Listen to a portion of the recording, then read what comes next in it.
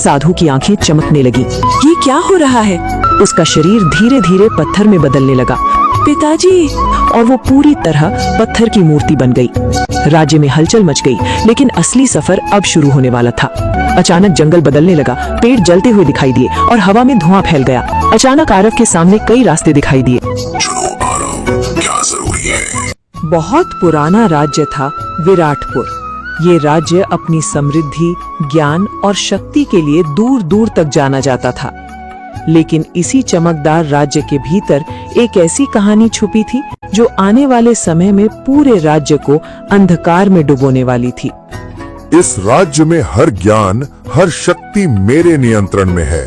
कोई भी व्यक्ति मुझसे बड़ा बुद्धिमान नहीं हो सकता। महाराज, ज्ञान कभी सीमित नहीं होता। ज्ञान मेरे आदेशों से चलता है।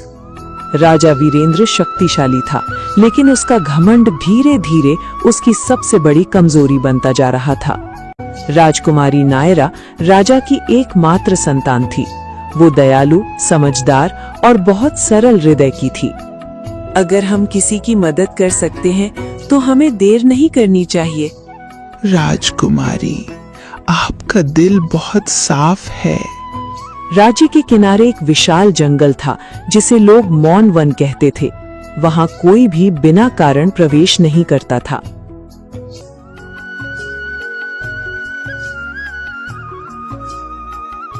एक दिन उसी जंगल से एक रहस्यमयी साधु महल में आया। मैं किसी भेंट के लिए नहीं आया, मैं एक चेतावनी लेकर आया हूँ। चेतावनी? मेरे राज्य में मुझे कोई चेतावनी देने वाला नहीं है। आपका घमंड ही इस राज्य का सबसे बड़ा शत्रु है, राजा वीरेंद्र। मेरे सामने कोई इस तरह बात करने की हिम्मत कैसे कर सकता है? पिताजी, कृपया शांत हो जाइए। यह वही है जिसके भाग्य में परिवर्तन लिखा है। यदि इस राज्य ने अपना घमंड नहीं छोड़ा तो इसकी सबसे प्रिय चीज पत्थर बन जाएगी। बस करो, मैं किसी भी श्राप को नहीं मानता। साधु की आंखें चमकने लगी। हवा अचानक रुक गई। यह मेरी इच्छा नहीं, यह कर्मों का परिणाम है। ये क्या हो रहा है? रुको, मेरी बेटी को कुछ नहीं होना चाहिए। लेकिन बहुत देर हो चुकी थी। राजकुमारी नायरा की आंखों में चमक धीमी पड़ने लगी। उसका शरीर धीरे धीरे पत्थर में बदलने लगा। पिताजी! और वो पूरी तरह पत्थर की मूर्ति बन गई। नहीं, ये नहीं हो सकता। मेरी बेटी को वापस करो। साधु धीरे धीरे जंगल की ओर गायब हो गया, लेकिन पीछे रह गया एक सवाल।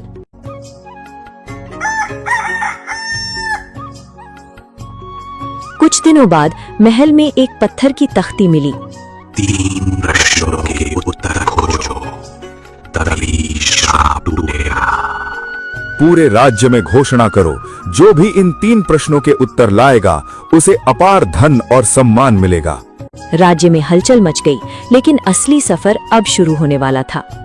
एक छोटे से गांव में एक युवक था, आरव। अगर मैं सही उत्तर ढूंढ पाया तो मैं किसी की जिंदगी बदल सकता हूँ।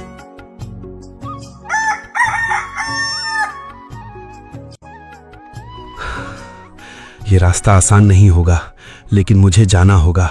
और इसी के साथ आरव ने उस जंगल में कदम रखा जहां हर कदम उसे सच्चाई और खतरे के करीब ले जाने वाला था। ये जंगल साधारण नहीं है। यहाँ हर कदम पे ऐसा लग रहा है जैसे कोई अदृश्य शक्ति मुझे देख रही है और मेरे इरादों को परख रही है। अचानक हवा रुक गई और एक गहरी गूंज पूरे जंगल में फैल गई। जो सत्य की खोज में निकलता है, उसे पहले अपने मन के सबसे बड़े डर से गुजरना पड़ता है, वरना वो आगे नहीं बढ़ सकता। ये कौन बोल रहा है और मुझे बार बार क्यों लग रहा है कि ये जंगल खुद मुझसे बात कर रहा है और मुझे रोकना चाहता है? अचानक जंगल बदलने लगा, पेड़ जलते हुए दिखाई दिए और हवा में धुआं फैल गया, जैसे सब कुछ खत्म हो रहा हो। ये सच नहीं हो सकता।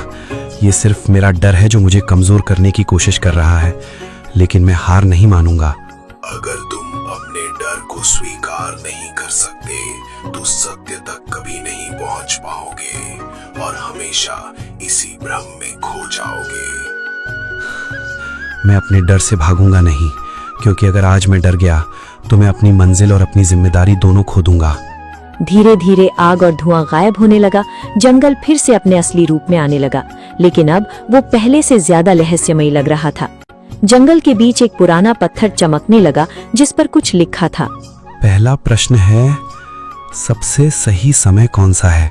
समय क्या ये भविष्य है, अतीत है या कुछ और है जिसे मैं अभी तक समझ नहीं पाया? आरव आगे बढ़ता गया, लेकिन अब वो जल्दी नहीं कर रहा था। वो हर कदम सोच समझ कर रख रहा था, क्योंकि अब ये सिर्फ सफर नहीं बल्कि सोच की परीक्षा थी। अगर मैं जल्दबाजी करूंगा तो मैं उत्तर नहीं ढूंढ पाऊंगा। मुझे हर चीज को महसूस करना होगा और समझना होगा कि ये जंगल मुझसे क्या कहना चाहता है।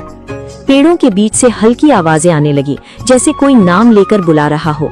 ये आवाजें मुझे भ्रमित करने के लिए हैं या मुझे किसी सच्चाई की तरफ इशारा कर रही हैं? मुझे इन पर ध्यान नहीं देना चाहिए। आरव एक बड़े पेड़ के नीचे बैठ गया और अपनी आंखें बंद कर लीं और जंगल की हर आवाज को महसूस करने की कोशिश करने लगा। अगर मैं अतीत में सोचता हूँ तो मैं खो जाऊंगा, अगर भविष्य में सोचता हूँ तो मैं भ्रमित हो जाऊंगा, लेकिन अगर मैं अभी को समझ लूं तो शायद मुझे जवाब मिल सकता है। जंगल की हवा अचानक शांत हो गई, जैसे प्रकृति खुद उसकी सोच सुन रही हो। सबसे सही समय वही है जो अभी है, क्योंकि न तो अतीत वापस आता है और न भविष्य हमारे हाथ में होता है। सिर्फ वर्तमान ही असली सच है। पेड़ों के बीच हल्की सुनहरी रोशनी फैलने लगी, रास्ता साफ होने लगा और जंगल का डर थोड़ा कम होने लगा। तुमने सही दिशा में पहला कदम रख दिया है, लेकिन ये सिर्फ शुरुआत है। असली परीक्षा अभी बाकी है। मैं रुकूंगा नहीं, चाहे आगे कितना भी अंधेरा क्यों न हो। अब जंगल और गहरा हो चुका था, लेकिन आरव अब पहले जैसा डरा हुआ नहीं था।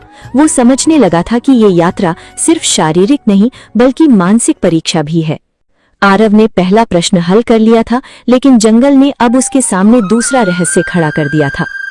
जैसे जैसे आरव आगे बढ़ता गया, जंगल और भी डरावना और रहस्यमयी होता गया।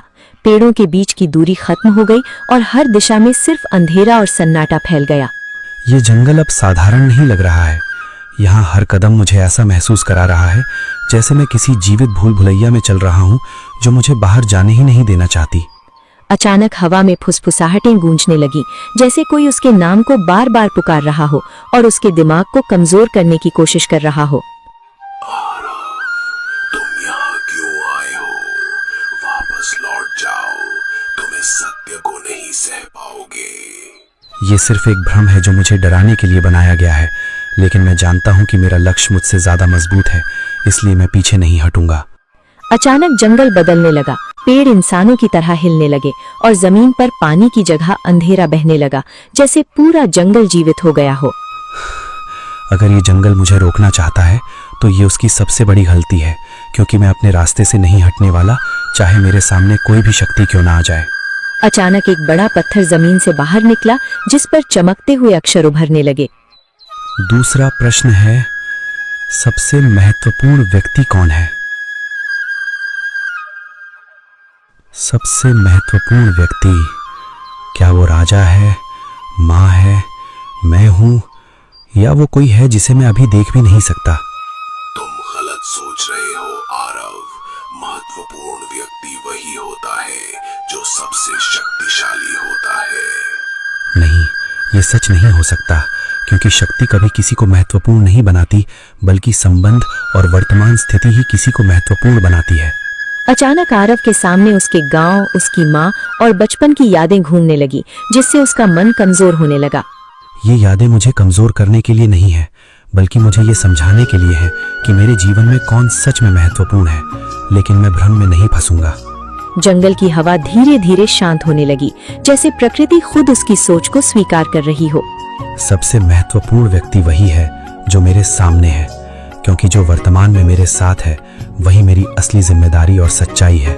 पेड़ों के बीच हल्की सुनहरी रोशनी फैलने लगी और रास्ता थोड़ा साफ हो गया, लेकिन अब भी खतरा खत्म नहीं हुआ था।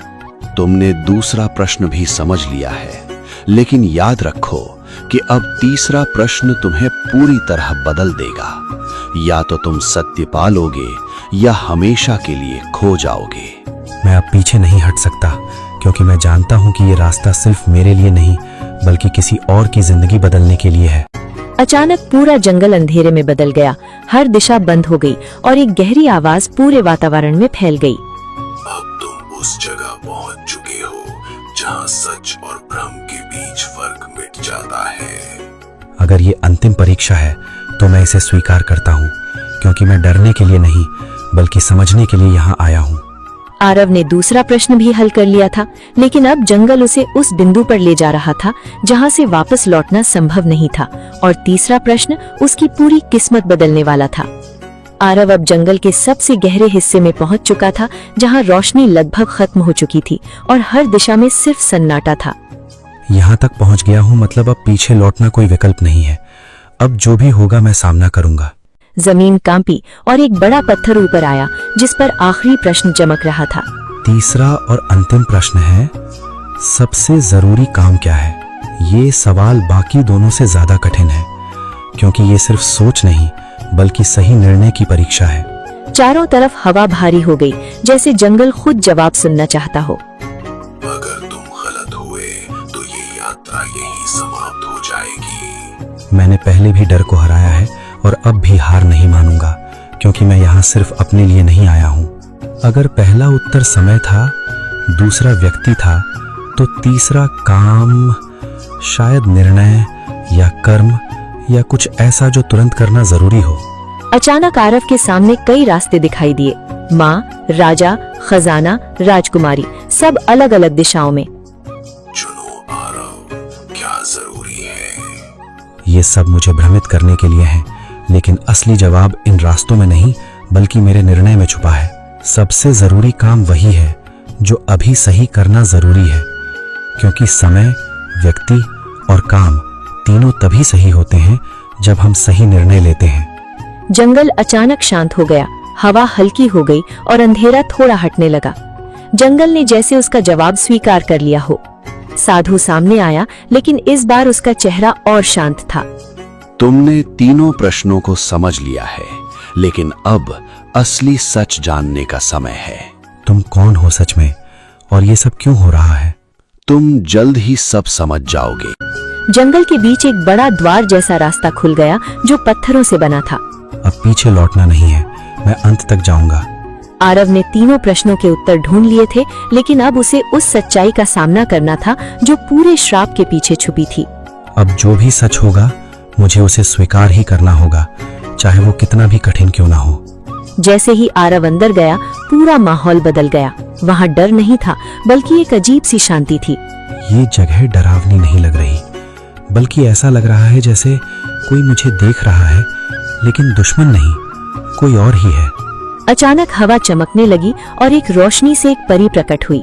तुम यहाँ तक पहुँच गए हो इंसान, इसका मतलब तुम्हारा दिल अब पहले जैसा नहीं रहा। तुम कौन हो? क्या तुम इस शाप के बारे में जानती हो? मैं इस जंगल की संरक्षक हूँ और मैं जानती हूँ कि ये श्राप क्यों दिया गया था। तो फिर बताओ, मेरी राजकुमारी को क्यों पत्थर बना दिया गया? ये श्राप गुस्से में नहीं दिया गया था, बल्कि ये एक परीक्षा थी, एक ऐसे इंसान के लिए जो सत्य को समझ सके। मतलब ये सब सिर्फ एक परीक्षा थी? हाँ, और तुम पहले इंसान हो जिसने तीनों सवालों को सही समझा है। परी ने हाथ उठाया और एक चमकदार दरवाजा खुल गया। अब आखिरी सत्य तुम्हें देखना होगा, लेकिन इसके बाद तुम्हारी जिंदगी पहले जैसी नहीं रहेगी। मैं सच जानने से नहीं डरता, चाहे वो मुझे बदल ही क्यों न दे। अंदर राजकुमारी नायरा की पत्थर की मूर्ति दिखाई दी। मैंने वादा किया था कि मैं तुम्हें वापस लाऊंगा। शर्त सरल है, अगर तुमने अपने तीनों उत्तरों को पूरी तरह समझ लिया है तो ये श्राप टूट जाएगा, लेकिन अगर तुम्हारा दिल अभी भी भ्रमित है तो सब कुछ यहीं खत्म हो जाएगा। मैं समझ चुका हूँ, समय अभी है, व्यक्ति सामने है और सबसे जरूरी काम सही निर्णय लेना है। जैसे ही आरव ने अपने उत्तर दोहराए, जंगल की शक्ति बदलने लगी। अब तुम तैयार हो? राजकुमारी की मूर्ति से हल्की रोशनी निकलने लगती है। अब सच सामने आने वाला है। आरव अब जंगल के सबसे अंदर वाले हिस्से में खड़ा था, जहाँ पत्थरों से बना द्वार खुल चुका था और अंदर एक अलग ही दुनिया जैसी शांति फैली हुई थी। अब मैं पीछे नहीं जा सकता, जो भी सच है मुझे उसे यहाँ जानना ही होगा। परी अब उसके सामने साफ दिखाई दे रही थी, लेकिन ये कोई साधारण परी नहीं थी, ये इस श्राप की संतुलन शक्ति थी। मैं इस श्राप की रक्षक हूँ, मेरा काम ये सुनिश्चित करना है कि कोई भी इंसान बिना समझ के यहाँ तक ना पहुँच सके। अगर तुम रक्षक हो तो ये श्राप क्यों है और राजकुमारी के साथ ऐसा क्यों हुआ? राजकुमारी अभी भी तुम्हारे राज्य के महल में ही है, लेकिन वो पत्थर में बंद है। ये जगह सिर्फ उसका आत्मिक प्रतिबिंब है जिसे तुम देख रहे हो। मतलब मैं असली दुनिया में नहीं बल्कि उसके श्राप के अंदर की दुनिया में हूँ। हाँ, ये जंगल उसकी आत्मा और श्राप के बीच का रास्ता है। अचानक साधु सामने आता है। तुम आखिर हो कौन? मैं वही हूँ जो ये तय करता है कि कोई इंसान सत्य समझने लायक है या नहीं। तो ये सब मेरी परीक्षा थी? हाँ, लेकिन ये सजा नहीं थी, ये जागरूकता थी। 3 सवालों का असली मतलब यही था कि इंसान अपने भ्रम से बाहर निकले। तो समय अभी है, व्यक्ति सामने है और काम सही निर्णय लेना है। हाँ, और जब इंसान ये समझ जाता है तभी श्राप टूट सकता है। अचानक दृश्य बदलता है। आरव को महल की पत्थर राजकुमारी दिखती है। अब सब साफ हो रहा था। जंगल और महल अलग नहीं थे बल्कि एक ही श्राप के 2 हिस्से थे। तो मैं जिस दुनिया में हूँ वो उसकी बंद आत्मा है। अब तुम्हें अंतिम स्वीकार करना होगा, बिना डर के। मैं स्वीकार करता हूँ कि अब तक मैंने जो समझा है वही सच्चाई है और मैं उसे बदलने से नहीं डरता। पत्थर की राजकुमारी धीरे धीरे जीवित होने लगती है। मैं वापस आ गई। मैंने घमंड में बहुत कुछ खो दिया था। श्राप कभी दुश्मनी नहीं था, ये केवल समझ की परीक्षा थी। अब मैं समझ गया हूँ, सबसे बड़ा ज्ञान बाहर नहीं हमारे सोचने के तरीके में होता है। श्राप टूट चुका था। जंगल की अंधकार शक्ति खत्म हो गई थी। अब वहाँ सिर्फ हल्की हवा और शांत रोशनी थी। अब ये जंगल डरावना नहीं रहा, अब ये सिर्फ एक याद बन गया है। तुमने सिर्फ एक राजकुमारी को नहीं बचाया, तुमने एक राज्य की सोच बदल दी है। मैंने कुछ नहीं किया, मैंने सिर्फ समझना सीखा। जब इंसान समझ जाता है तब मार्गदर्शक की जरूरत नहीं रहती। आरव अब उसी रास्ते से वापस लौटने लगा, लेकिन अब वो पहले जैसा इंसान नहीं था। जब मैं यहाँ आया था तो जवाब ढूंढ रहा था। अब मैं समझ लाया हूँ कि सही जवाब देखने से नहीं सोचने से मिलता है। महल में हलचल थी। अब राजकुमारी जीवित हो चुकी थी। तुमने असंभव को संभव कर दिया। मैंने कुछ भी असंभव नहीं किया महाराज, बस सही समय पर सही निर्णय लिया। तुमने मुझे वापस लाने के लिए अपनी पूरी यात्रा समर्पित कर दी। नहीं, ये यात्रा तुम्हारे लिए नहीं, मेरे अपने समझने के लिए थी। अब राज्य बदल चुका था। घमंड की जगह समझ ने ले ली थी। आज से हम हर निर्णय सोच समझकर और विनम्रता से लेंगे। मेरा काम पूरा हुआ, अब मुझे यहाँ से आगे बढ़ना चाहिए। क्या तुम वापस आओगे? अगर कभी जरूरत पड़ी तो मैं हमेशा वहीं मिलूंगा जहाँ सही निर्णय लेना जरूरी होगा। आरव चला गया, लेकिन उसकी सीख रह गई। राज्य बदल गया, लेकिन असली बदलाव लोगों के सोचने के तरीके में आया। सबसे बड़ा साहस लड़ना नहीं होता, बल्कि सही समय पर। एक देश में वीरेंद्र नाम का एक राजा राज्य किया करता था। उसकी 2 बेटियां थी। राजा की पहली पत्नी की मृत्यु हो चुकी थी। उसने दूसरी शादी की थी और दूसरी रानी का अपनी सौतेली बेटियों के साथ व्यवहार बहुत ही बुरा था। जब राजा महल से बाहर जाता तो वो दोनों पर बहुत अत्याचार करती और राजा को भी उनकी बुराई करके भड़काया करती थी। महाराज, आपसे एक बात कहूँ, अगर आपको बुरा न लगे। आपको बात करने से पहले इजाजत लेने की जरूरत क्यों पड़ गई? बात कुछ ऐसी है। असल में मैं कहना चाहती थी कि आपकी जो दोनों बेटियां हैं, हमारी दोनों राजकुमारियां, वे बहुत ही मूर्ख हैं और उनका चेहरा भी मनहूस है। रानी, ये आप राजकुमारियों के बारे में कैसी बातें कर रही हैं? आपको उनके बारे में ऐसे शब्द नहीं बोलने चाहिए। अरे मैं तो सही कह रही हूँ, इसमें गलत क्या है? आप चाहें तो उनकी परीक्षा ले ले, आपको खुद पता चल जाएगा कि आपकी राजकुमारियां मूर्ख हैं या नहीं। और जहाँ तक उनकी मनहूस शक्ल की बात है, ये तो सारे लोग कहते हैं। जब से वो आपके जीवन में आई हैं, तब से एक के बाद एक समस्याएं ही आ रही हैं। राजा को रानी की बात पर बहुत गुस्सा आया, मगर उन्होंने अपने गुस्से को पी लिया। जो भी हो, आपको राजकुमारियों के बारे में कुछ ऐसा कहने से पहले सोच समझकर बोलना चाहिए। मुझे अपनी बेटियों से बहुत प्रेम है। रानी को पूरा भरोसा था कि राजा उसकी बातों में आ जाएंगे। वो चाहती थी कि दोनों राजकुमारियों को महल से निकाल दिया जाए और उसका बेटा ही पूरा राज्य संभाले, मगर राजा ने उसकी बात को कोई महत्व नहीं दिया। हो सकता है रानी की बात में कुछ सच्चाई हो। मुझे अपनी बेटियों की परीक्षा जरूर लेनी चाहिए। देखना चाहिए कि क्या वे समस्याओं को सुलझा सकती हैं या नहीं। राजा ने दोनों राजकुमारियों को अपने पास बुलाया और उनसे सवालात करने लगे। छोटी राजकुमारी किरण के पास एक चिड़िया थी जिसे वो बचपन से अपने पास रखती थी। उसका नाम चिंकी था। मुझे बताओ राजकुमारी किरण कि तुम्हें इस धरती पर सबसे पहले क्या पसंद है? कि मुझे तो मेरी चिंकी सबसे ज्यादा पसंद है। अच्छा, चिंकी से ज्यादा किससे प्रेम करती हो? चिंकी से भी ज्यादा अब आपसे पिताजी। आपसे ज्यादा मुझे कोई अच्छा नहीं लगता। और तुम बताओ राजकुमारी सुमेधा, तुम्हें दुनिया में सबसे ज्यादा कौन पसंद है? मुझे भी सबसे ज्यादा आप ही पसंद है। सुमेधा समझदार है और किरण से बड़ी भी है। मैं बाकी की परीक्षा उससे ही लेता हूँ। अच्छा ये बताओ कि मैं तुम्हें कितना पसंद हूँ? पिताजी, आप मुझे इतने ही प्यारे हैं जितना खाने के स्वाद को नमक से होता है। इतना कहकर सुमेधा जोर से हंस पड़ी। तब तक बच्चों, कहानी सुननी है फ्री में तो सब्सक्राइब कर दो जल्दी से, वरना बूढ़ी अम्मा नाराज हो जाएंगी। तभी रानी भी कमरे में आ गई। मैंने कहा था ना आपकी बेटी मूर्ख है। देख लीजिए उसने आपको किस चीज से तुलना दी।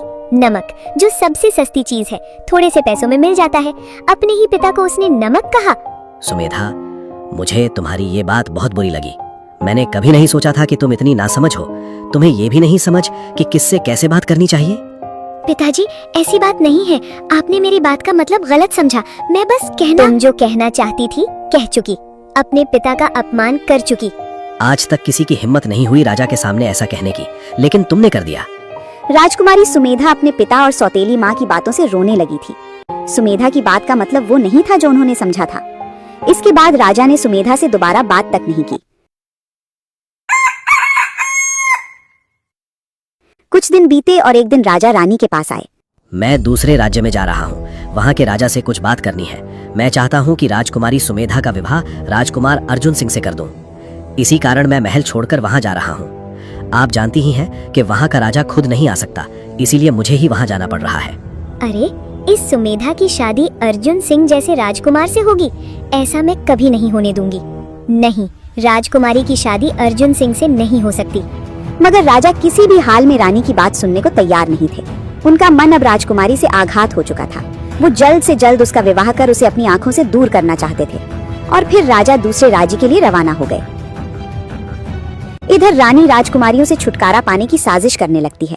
राजा मुझे ये कहकर गए हैं कि मैं तुम लोगों को जंगल में लेकर जाऊं और शिकार, तीरंदाजी, फूल चुनने की कुछ कलाएं सिखा दूं। आखिर राजकुमारी सुमेधा की इतने बड़े घराने में विवाह हो रहा है तो कुछ तो कलाएं आनी चाहिए। रानी की बात मानकर राजकुमारी सुमेधा और राजकुमारी किरण रानी सा के साथ जंगल जाती हैं। रानी सा दोनों को अलग अलग दिशा में शिकार करने को कहती हैं। शिकार सिखाते वक्त सुमेधा को जंगल के अंदर की ओर ले जाती हैं और फिर बड़ी चालाकी से दोनों को शिकार में उलझाकर खुद रथ में बैठकर तेजी से फरार हो जाती हैं। इधर किरण काफी देर तक जंगल में घूमती फिर रही थी, मगर ना तो उसे रानी दोबारा नजर आई और ना ही सैनिक। चिंकी, मैं क्या करूं? अब हम क्या करें? हमें तो महल का रास्ता भी नहीं पता। मैं ये भी नहीं जानती कि महल से कितनी दूर हूँ। मैं क्या करूं? मैं मेरी दीदी भी नहीं मिल रही। इधर किरण का रो रो कर बुरा हाल हो रहा था, तो वहीं सुमेधा भी काफी परेशान थी। वहीं पर रानी सा जश्न में डूबी हुई थी। आज मेरी जिंदगी की सबसे बड़ी समस्या हल हो गई है। ये दोनों कांटे मेरे जीवन से निकल गए हैं। अब मैं राजा और अपने बेटे राजकुमार आदित्य के साथ इस महल में राज करूंगी। मगर जब रानी महल में आई तो ये देखकर वो बुरी तरह चौंक गई, क्योंकि राजा उनके सामने था। रानी, मैं राजकुमारी सुमेधा के विवाह की तारीख रख चुका हूँ। मगर राजकुमारी तो महल में नहीं है। क्या मतलब?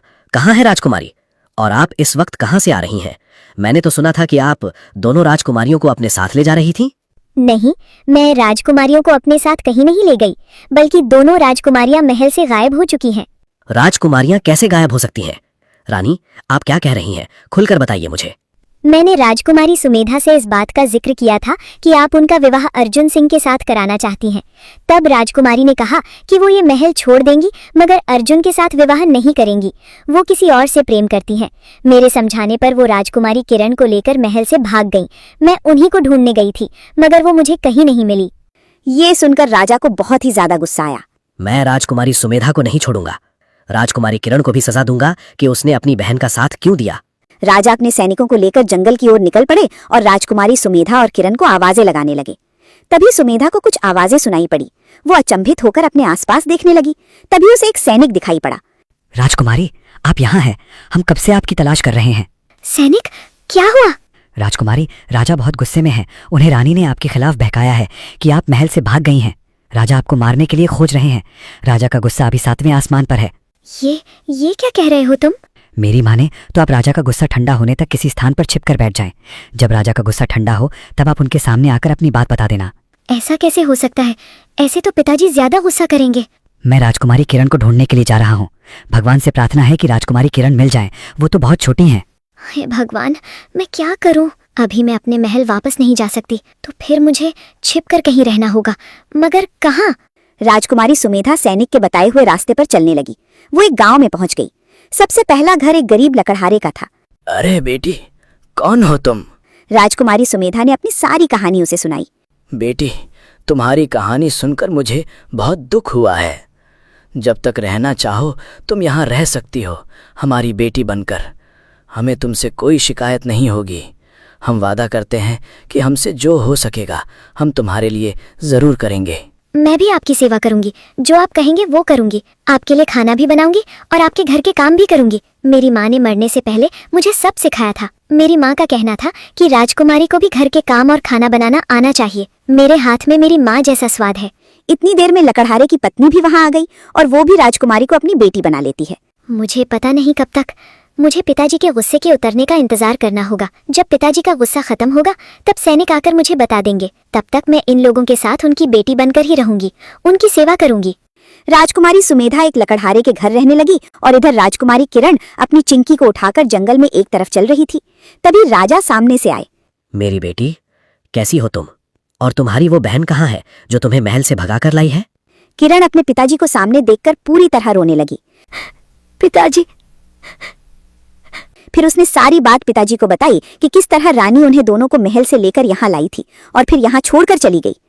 इसका मतलब ये है कि रानी ने मुझसे झूठ बोला और वो खुद तुम लोगों को लाई है।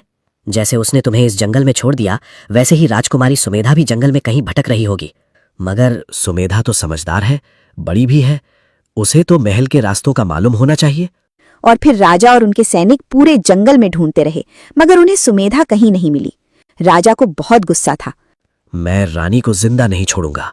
उन्होंने मेरे जज्बात का अपमान किया है, उन्होंने मेरे विश्वास को तोड़ दिया है। राजा जब महल में आए तो उन्होंने रानी को सजा दी। उन्हें कैद खाने में डाल दिया गया। अब आप मेरी बात पर विश्वास करें, ये जो कह रही है वो गलत है। मैं रानी की हर बात पर विश्वास करता रहा और अपनी बेटियों की कभी नहीं सुनी, मगर आज मुझे सच मालूम हो गया है। मैंने कभी भी अपनी बेटियों को अपना नहीं समझा। राजा ने राजकुमारी को बहुत ढूंढा, मगर वो कहीं नहीं मिली। फिर एक दिन राजा शिकार पर जा रहा था जब उसे प्यास लगी और जंगल के पास जो पहला घर था वो पानी पीने के लिए अपने सैनिक के साथ उसी घर में गया। और उसी घर में रह रही थी राजकुमारी सुमेधा। राजकुमारी को अपने पिता की खुशबू महसूस हो गई थी। वो भागते हुए बाहर आई और पर्दे से देखा तो सामने उसके पिताजी थे। वही मेरे पिताजी हैं। वो मेरी शादी तय करने गए थे और तभी मैं लापता हो गई। उन्हें लगता है कि मैंने घर छोड़ा है। मेरी वजह से उनकी खूब बेइज्जती हुई होगी। मैं उनके सामने भी गई तो वो तुरंत तलवार लेकर मुझे काट डालेंगे। पर आपको किसी भी हाल में सच तो बताना ही पड़ेगा। हाँ, पर मैं ऐसे सामने नहीं आ सकती। मैंने पिताजी से एक बात कही थी जो कि उन्हें तनिक भी पसंद नहीं आई थी। वो रानी की बातों में आकर मुझसे नाराज हो गई थे। आज मैं उनको सबसे पहले इस जवाब का सही होने का एहसास दिलाऊंगी ताकि उन्हें मुझ पर जरा भरोसा हो। फिर मैं रानी का सच बताऊंगी। आप बस एक काम कीजिए, मुझे इस कमरे में बंद कर दीजिए और मैं खाना बनाकर देती हूँ। किसी भी तरीके से वो खाना राजा को खिलाइए। लकड़हारा राजकुमारी को एक कमरे में बंद करके खुद राजा की सेवा करने लगा। महाराज, कृपया भोजन ग्रहण कीजिए। काफी सिफारिश के बाद राजा भोजन करने के लिए तैयार हो गए। लकड़हारा राजकुमारी का बनाया हुआ भोजन राजा को परोसता है और राजा को भोजन बेहद पसंद आया। पर इसमें कुछ कमी लग रही है। जिसने ये खाना बनाया है उसे मेरे पास भेजो। उसने खाना तो अच्छा बनाया है, मगर खाने में एक कमी रह गई है। उसी वक्त राजकुमारी चेहरे पर नकाब लेकर सामने आई। तुम खाना अच्छा बनाती हो बेटी, मगर तुम्हारे खाने में एक कमी है। जी बताइए, क्या कमी है? इसमें नमक की कमी है। आपने बिल्कुल सही कहा। किसी भी किस्म का खाना हो उसमें नमक का महत्वपूर्ण किरदार होता है। अगर खाने में नमक कम हो तो खाने का स्वाद खत्म हो जाता है। वैसे ही जिंदगी में कुछ रिश्ते भी ऐसे होते हैं, अगर वो साथ ना हो तो जीवन का मजा नहीं आता। इतना कहकर राजकुमारी ने चेहरे से नकाब हटाया। सुमेधा, मेरी बेटी, कहाँ थी तुम इतने समय से? राजकुमारी राजा के गले से लग गई और फिर रोते हुए सारी बात बताई कि किस तरह रानी उसे जंगल में छोड़कर गई थी और फिर उस सैनिक की बात। वो सैनिक भी रानी के साथ मिला हुआ था और ये सब कहने को उसे रानी ने ही कहा था। मैं उस सैनिक को भी सख्त सजा दूंगा जिसने तुमसे ऐसा झूठ बोला कि मैं तुम्हें मारने के लिए ढूंढ रहा हूं। मैं तुम्हें ढूंढ तो रहा था, पर मारने के लिए नहीं। तुम मुझसे प्यार करो या ना करो, कितनी भी बड़ी गलती क्यों ना करो, एक पिता कभी अपनी बेटी को नहीं मार सकता। और मुझसे बहुत बड़ी भूल हो गई, मैं तुम्हारी नमक वाली बात को न समझ पाया। मुझे माफ कर दो बेटी, और चल घर वापस चल। ये सुन राजा और राजकुमारी एक दूसरे को गले लगाकर फूट फूट कर रोने लगे। राजा राजकुमारी सुमेधा को लेकर महल वापस लौटे और अर्जुन सिंह के साथ सुमेधा का विवाह भी करवा दिया। रानी और सैनिक को कड़ी सजा भी दी गई।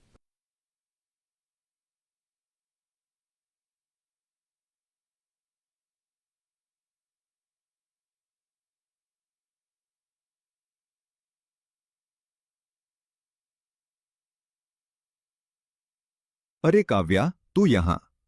क्या आज तू अपनी दीदी के साथ सब्जी बेचने बाजार नहीं गई? तू तो हमेशा अपनी दीदी के साथ हर रोज जाती है, फिर आज अचानक गांव में अकेले क्यों घूम रही है? सब ठीक तो है ना? अरे अमन, सब ठीक है। दरअसल जिन गोपाल भैया से हम सब्जियां लेते हैं, उन्होंने आज हमें सब्जी लेने आने से मना कर दिया है। इसलिए आज मैं और दीदी घर पर ही हैं। घर में बैठे बैठे मेरा मन नहीं लग रहा था, तो मैंने सोचा थोड़ा बाहर घूम आऊं। चलो कोई बात नहीं, सब्जी वाले भैया ने मना किया तो इसी बहाने आज बहुत दिनों बाद तुझसे मुलाकात तो हो गई। वैसे तू भी अपनी दीदी के साथ बहुत मेहनत करती है, तेरे जैसी बहन हर किसी को नहीं मिलती। मीरा दीदी सच में बहुत भाग्यशाली है कि उन्हें तेरे जैसी समझदार और साथ निभाने वाली छोटी बहन मिली है। अरे अमन, तू तो जानता ही है कि बचपन में ही हमारे माता पिता इस दुनिया से चले गए थे। उसके बाद दीदी ही मेरी माँ और पिताजी दोनों बन गई। उन्होंने मुझे कभी किसी चीज की कमी महसूस नहीं होने दी और बड़े प्यार से मेरा पालन पोषण किया। अब अगर मैं उसी दीदी को ना समझूं, तो फिर इंसान कहलाने के लायक ही नहीं हूँ। इसलिए मैं भी उनके साथ बराबरी से मेहनत करती हूँ, ताकि उनके सिर पर जो जिम्मेदारियां हैं, उनमें से कुछ का बोझ मैं भी बांट सकूं। वाह सिया, तू तो सच में बहुत समझदार हो गई है। तेरी बातें सुनकर बहुत अच्छा लगा। ठीक ही कहती है तू। भगवान करे तुम दोनों बहनें हमेशा इसी तरह एक दूसरे का साथ देती रहो, एक दूसरे से प्यार करती रहो और जीवन की खुशी मिलकर बांटो। हाँ अमन, मैं और दीदी हमेशा ऐसे ही साथ रहेंगे। अच्छा, अब मैं चलती हूँ, नहीं तो दीदी चिंता करने लगेंगी। मैं उनसे कहकर आई थी कि जल्दी घर वापस आ जाऊंगी। चलो, फिर कभी आराम से मुलाकात होगी। काव्या अमन से ऐसा कहकर मुस्कुराते हुए अपने घर की ओर चल पड़ती है और धीरे धीरे अपनी मंजिल की तरफ आगे बढ़ जाती है।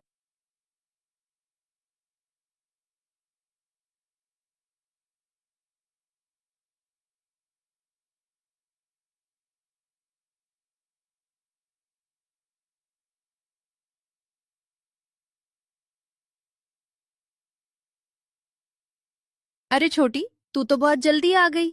मुझे लगा था कि तुझे आने में थोड़ी देर लगेगी। खैर, कोई बात नहीं। अच्छा ही हुआ कि तू जल्दी आ गई। अब आ गई है तो खाना बनाने में मेरी थोड़ी मदद कर देना।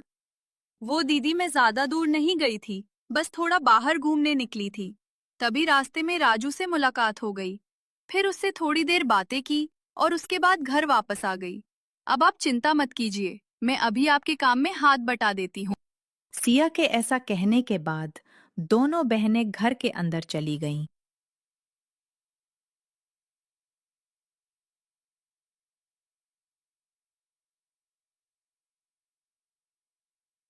दीदी, आप एक काम कीजिए, आज थोड़ा आराम कर लीजिए। आज का खाना मैं अकेले ही बना लेती हूँ। आखिर 2 लोगों का ही तो खाना बनाना है। मैं ये काम आसानी से संभाल लूंगी।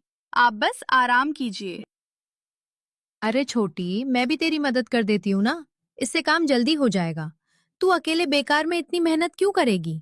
हम दोनों मिलकर बना लेंगे तो काम भी जल्दी निपट जाएगा और थकान भी कम होगी। अरे नहीं दीदी, आप आराम कीजिए। आज मैं सब कुछ अकेले ही कर लूंगी। ठीक है, अगर तू इतनी जिद कर ही रही है तो आज खाना तू ही अकेले बना ले। और अगर किसी चीज की जरूरत पड़े तो मुझे आवाज दे देना।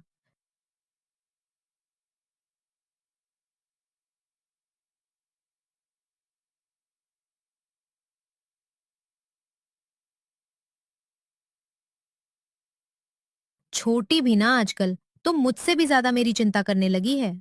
सच में भगवान ने मुझे चाहे धन दौलत दी हो या ना दी हो, लेकिन ऐसी प्यारी बहन देकर मुझे सबसे बड़ा सौभाग्य जरूर दे दिया है।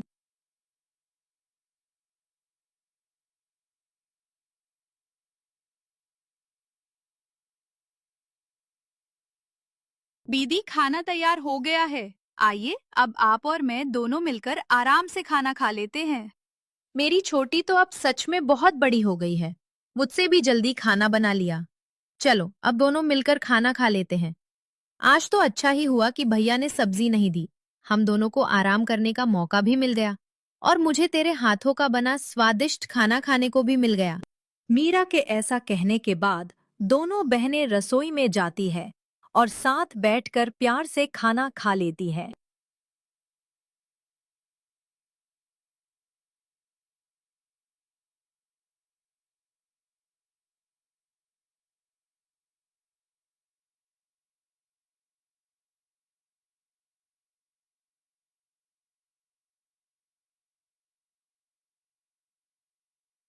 अरे मीरा, अरे ओ मीरा, जरा बाहर तो आना।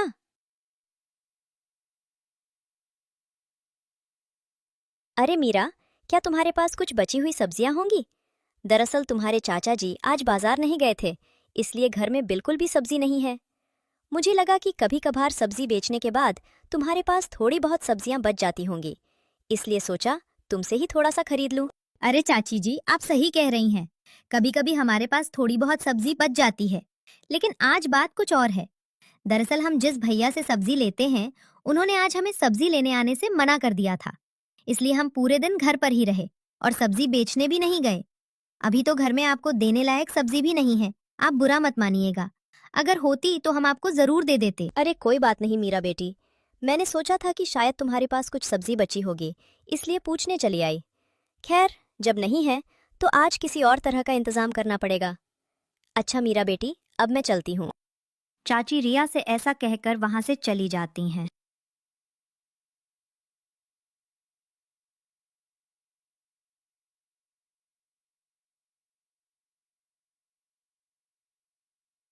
चाची पहले कभी इस तरह हमारे घर नहीं आई थी। आज पहली बार थोड़ी सी सब्जी लेने आई थी, लेकिन अफसोस कि मैं उनकी मदद नहीं कर पाई। अगर मैं उन्हें थोड़ी सी सब्जी दे पाती तो मन को अच्छा लगता। खैर, जब घर में सब्जी ही नहीं है तो अब क्या किया जा सकता है।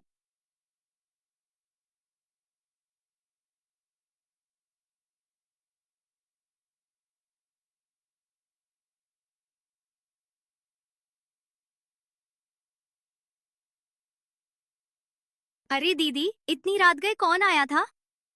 अरे छोटी, हमारे पड़ोस वाली शांति चाची आई थी। वे थोड़ी सी सब्जी लेने आई थी।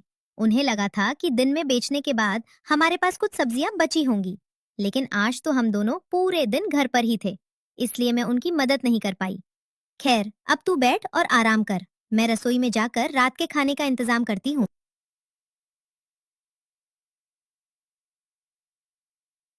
कुछ देर बाद दोनों बहनें रसोई में साथ बैठकर प्यार से रात का खाना खा लेती हैं।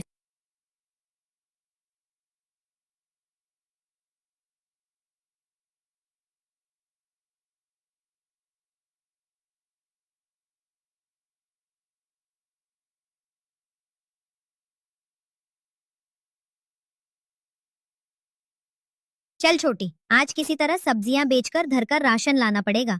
कल हम घर पर ही रहे थे, इसी वजह से घर का ज्यादातर राशन खत्म हो गया है। हाँ दीदी, चलिए ज्यादा देर ना करते हुए हम दोनों सब्जी वाले भैया के खेत की ओर चल पड़ते हैं।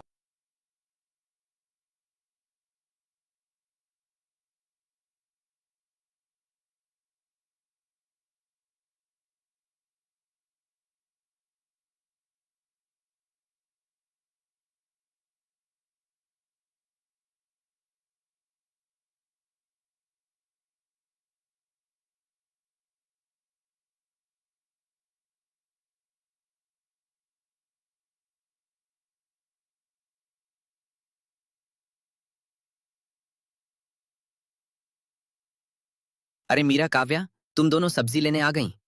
दरअसल कल मैंने तुम दोनों को आने से मना किया था, क्योंकि मुझे एक त्योहार के अनुष्ठान के लिए ज्यादा मात्रा में सब्जियां देनी पड़ी थी। इसी वजह से मैं तुम दोनों को सब्जियां नहीं दे पाया। अरे कोई बात नहीं भैया, हम आपको भला कैसे बुरा मान सकते हैं। अगर आप नहीं होते तो शायद आज हम अपने दम पर काम करके जीवन में आगे नहीं बढ़ पाती। आपने ही हमें अपनी बहनों की तरह समझा, हमारा हौसला बढ़ाया और मुश्किल समय में हमारा साथ दिया। पहले तो आप हमें बिना पैसों के ही सब्जियां दे दिया करते थे और आज भी इतने कम दाम में सब्जियां देते हैं। सच में भैया, आप बहुत अच्छे इंसान हैं। अरे इसमें धन्यवाद की कोई बात नहीं है मीरा। तुम्हारे पिताजी ने भी एक समय मेरी बहुत मदद की थी। अगर आज मैं उनकी बेटियों की मदद ना करूं तो फिर कैसा इंसान हुआ।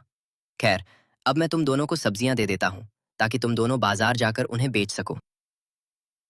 ऐसा कहने के बाद सब्जी वाले भैया ने मीरा के हाथ में पकड़ी टोकरी को ताजी सब्जियों से भर दिया। भैया अब हम चलते हैं, इन सब्जियों को बेचकर घर के लिए राशन भी खरीदना है। उम्मीद है कि आज ये जल्दी बिक जाएंगी, हम कल फिर आ जाएंगी। ऐसा कहकर मीरा और काव्या वहां से निकल पड़ती हैं और सब्जियां बेचने के लिए बाजार की ओर चल देती हैं।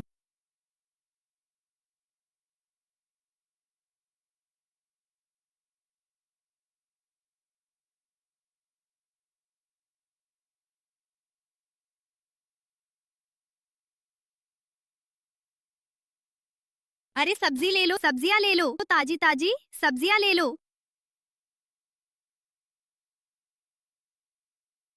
अरे बहन जी, ये सब्जियां किस भाव में दे रही हो? मुझे थोड़ी ज्यादा मात्रा में चाहिए। अगर कुछ कम भाव लगा दोगी तो मैं ये सारी सब्जियां ही ले जाऊंगा। वैसे भी तुम्हारे पास ज्यादा सब्जी नहीं है। अरे भैया, हम तो पहले से ही कम भाव में बेचते हैं। फिर भी अगर आप सारी सब्जियां ले लेंगे तो हम थोड़ा और कम कर देंगे।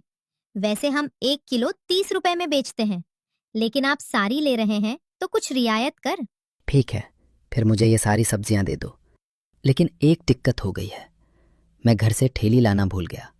अब इतनी सारी सब्जियां लेकर जाऊं तो कैसे जाऊं? भैया आप एक काम कीजिए, हम ये सारी सब्जियां जिस टोकरी में लेकर आए थे फिलहाल उसी टोकरी में इन्हें ले जाइए।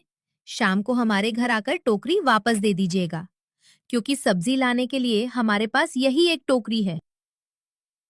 ठीक है, फिर तुम मुझे इसी टोकरी में ये सारी सब्जियां भरकर दे दो। मैं शाम को तुम्हारे घर आकर इसे वापस दे जाऊंगा। हो सकता है मुझे थोड़ी देर हो जाए, लेकिन मैं टोकरी तुम्हारे पास जरूर पहुंचा दूंगा। ऐसा कहने के बाद रिया ने उस भैया को टोकरी में सारी सब्जियां भरकर दे दी और भैया भी उन्हें लेकर वहां से चले गए। वाह मीरा, आज तो तेरी लॉटरी ही लग गई। अभी कुछ ही देर पहले आई थी और सारी सब्जियां भी बिक गई। सच में तुम दोनों बहनों की किस्मत बहुत अच्छी है। मेरा सामान तो पता नहीं कब तक बिकेगा और कब खत्म होगा। अरे मोहन भैया, चिंता क्यों करते हैं? आपका भी सारा सामान जरूर बिक जाएगा। हमारा भी कभी कभी सामान बिकने में बहुत समय लग जाता है। आज शायद भगवान ने हम पर थोड़ी कृपा कर दी, इसलिए सारी सब्जियां एक ही बार में बिक गईं। खैर मोहन भैया, अब हम चलते हैं, घर के लिए राशन भी खरीदना है। ये कहकर रिया अपनी छोटी बहन के साथ मोहन भैया से विदा लेकर वहां से चल पड़ी।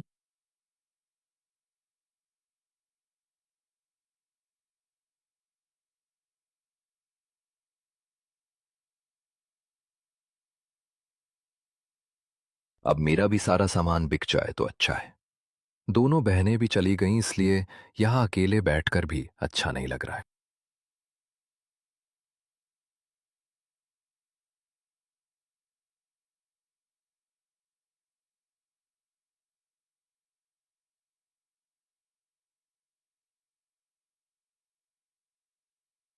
सब्जियां बेचने के बाद रिया और सिया दोनों बहनें घर का राशन खरीदने के लिए सीधे राशन की दुकान पर आ गईं।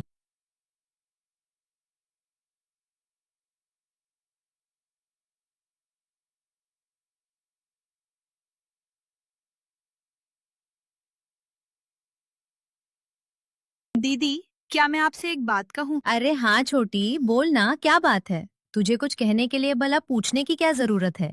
जो भी कहना है बेझिझक सीधे कह दे। दीदी, माँ और पिताजी तो हमें बचपन में ही छोड़कर इस दुनिया से चले गए थे। तब से आप ही मेरे लिए माँ, पिताजी और बड़ी बहन सब कुछ बनकर रही है। अब आपकी शादी की उम्र भी हो गई है। क्या आपने कभी अपनी शादी के बारे में सोचा है? अरे छोटी, आज तू ये सब क्या पूछने लगी? भला मैं तुझे यहाँ अकेला छोड़कर कैसे शादी कर सकती हूँ? मुझे तेरे अलावा और किसी की जरूरत नहीं है। तू मेरे साथ रहती है, बस यही मेरे लिए सबसे बड़ी खुशी है। और तेरे साथ जिंदगी भी अच्छी लगती है। अरे दीदी, ये तो संसार का नियम है। भला आप मेरे लिए अपनी पूरी जिंदगी यूं ही क्यों बिताएंगी? मुझे ये बिल्कुल अच्छा नहीं लगेगा। आप कोई अच्छा सा जीवन साथी देखकर शादी कर लीजिए, ताकि मुझे भी एक जीजा जी मिल जाए और आपका जीवन भी बचपन से की गई मेहनत के बाद थोड़ा सुखद और आरामदायक हो सके। अरे छोटी, आज तू ये सब क्या कह रही है? चल मान लिया कि मैंने शादी कर ली, लेकिन मेरे जाने के बाद तेरा ध्यान कौन रखेगा? तू किसके साथ रहेगी? अकेले अपना जीवन कैसे बिताएगी? मुझे अपने बारे में नहीं, तेरी चिंता ज्यादा है।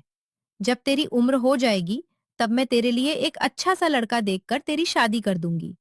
इसलिए तू मेरी चिंता छोड़ और बेफिक्र रह। अरे दीदी, ये तो बिल्कुल गलत बात हुई। आप हर बार अपने बारे में सोचने के बजाय मेरी ही चिंता करने लग जाती है। लेकिन इस बार मैं चुप नहीं बैठूंगी। आपने अपने जीवन में मेरे लिए बहुत त्याग किए हैं, बहुत मेहनत की है। अब मेरी बारी है कि मैं आपके लिए कुछ करूं। और देखना, भगवान आपके लिए स्वयं एक उत्तम जीवन साथी भेजेंगे, जो आपकी हर खुशी का ख्याल रखेगा।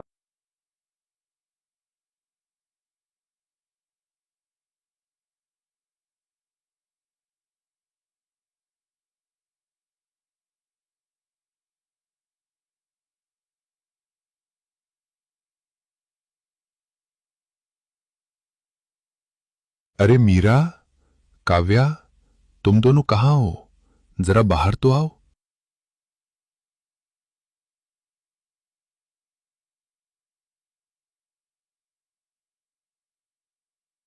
अरे काव्या, तुम्हारी दीदी रिया घर पर नहीं है क्या?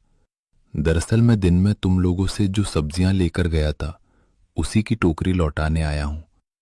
और हां, साथ ही एक बहुत बड़ी खुशखबरी भी लेकर आया हूं। भैया, दीदी तो अंदर है और आप तो टोकरी लौटाने शाम को आने वाले थे। खैर, कोई बात नहीं। लेकिन ऐसी क्या बड़ी खुशखबरी है भैया? जरा हमें भी तो बताइए। अरे काव्या, यहां बाहर खड़े खड़े ये सब बातें करना ठीक नहीं होगा। क्यों ना हम घर के अंदर चलकर आराम से बैठे और फिर अच्छे से बात करें।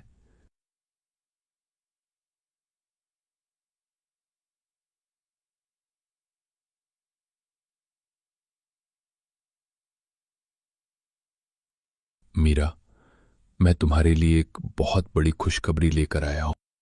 खुशखबरी? कैसी खुशखबरी भैया? और आपके साथ जो ये आए हैं, इन्हें तो मैंने पहले कभी नहीं देखा। मैं इन्हें पहचान नहीं पाई। वो दरअसल रिया, बात यह है कि जब मैं तुम लोगों की दुकान से सब्जी लेकर घर जा रहा था, तब रास्ते में मुझे मेरा दोस्त मिल गया। ये मेरा दोस्त अर्जुन है, जो अभी मेरे पास बैठा है। वो मुझे रास्ते में मिल गया और फिर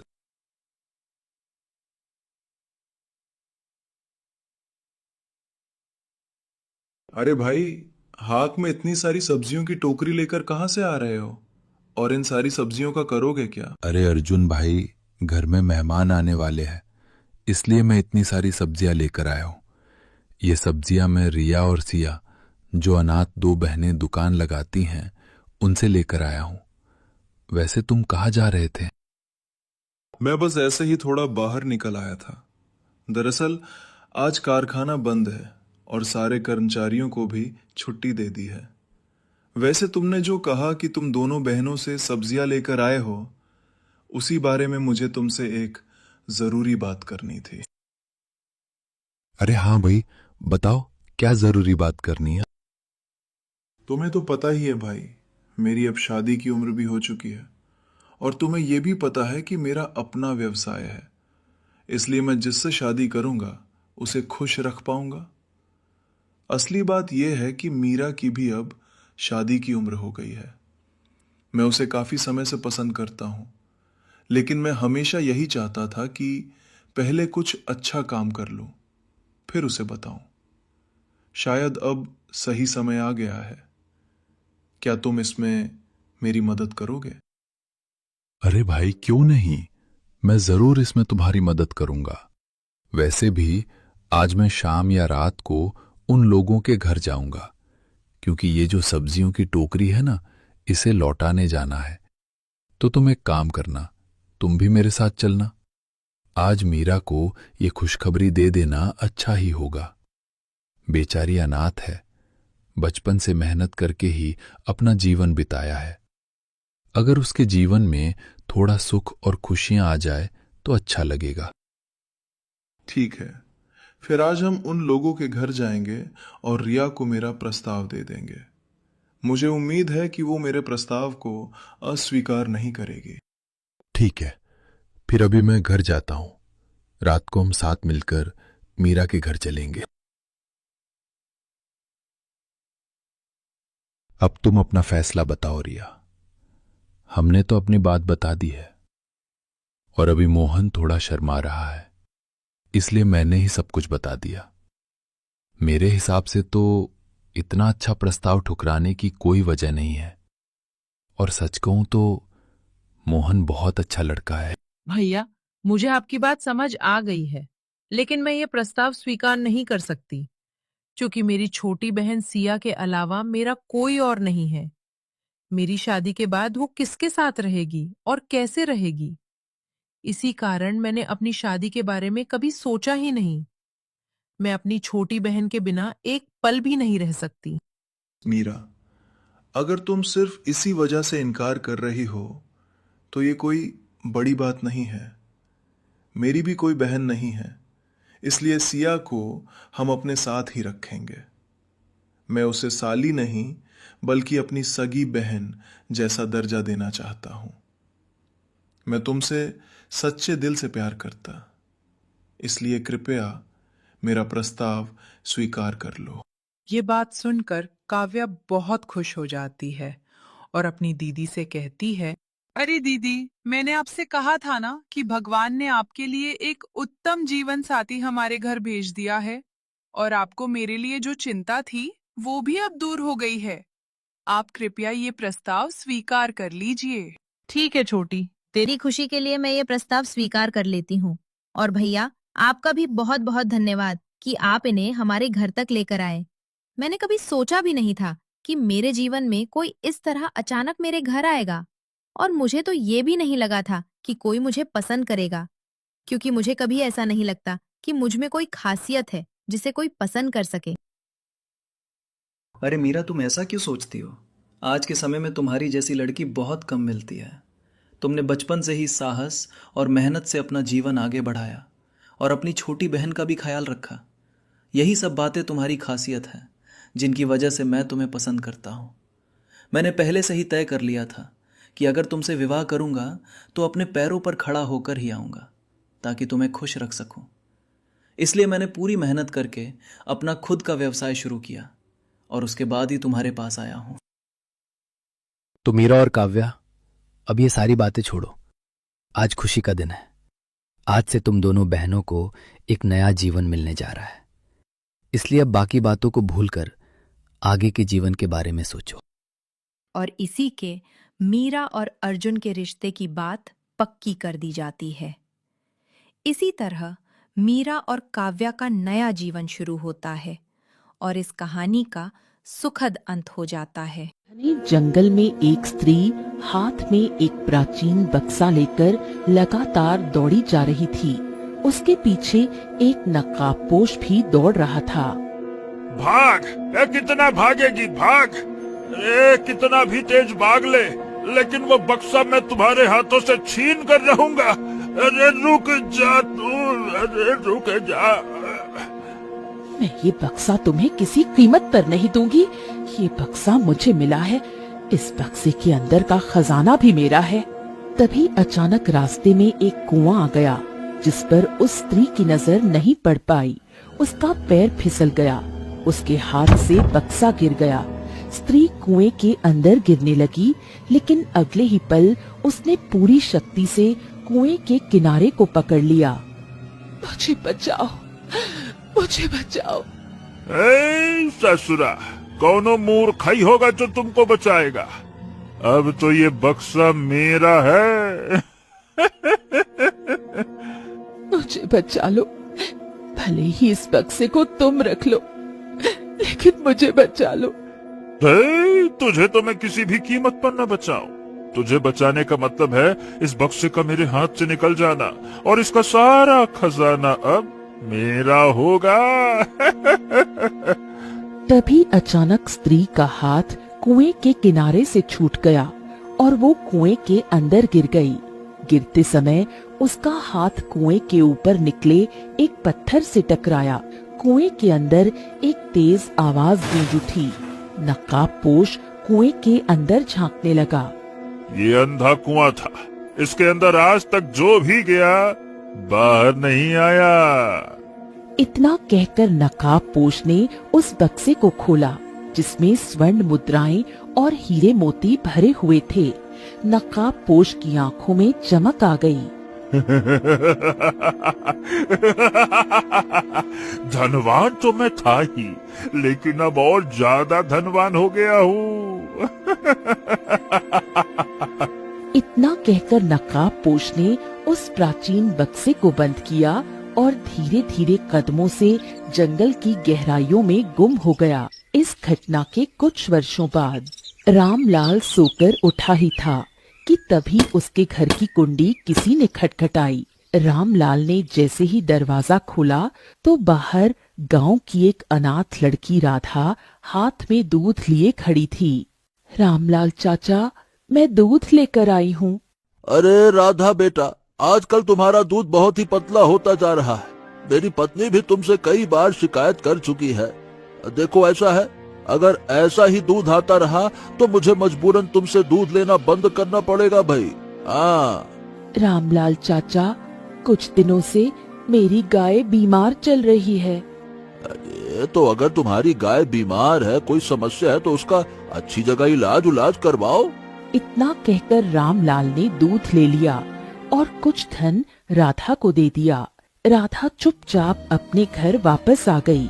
राधा एक अनाथ लड़की थी जिसके पास एक गाय ही उसका सहारा थी। राधा उसी का दूध बेचकर अपना पेट पाल रही थी। राधा अपनी गाय की पीठ पर हाथ फेरने लगी।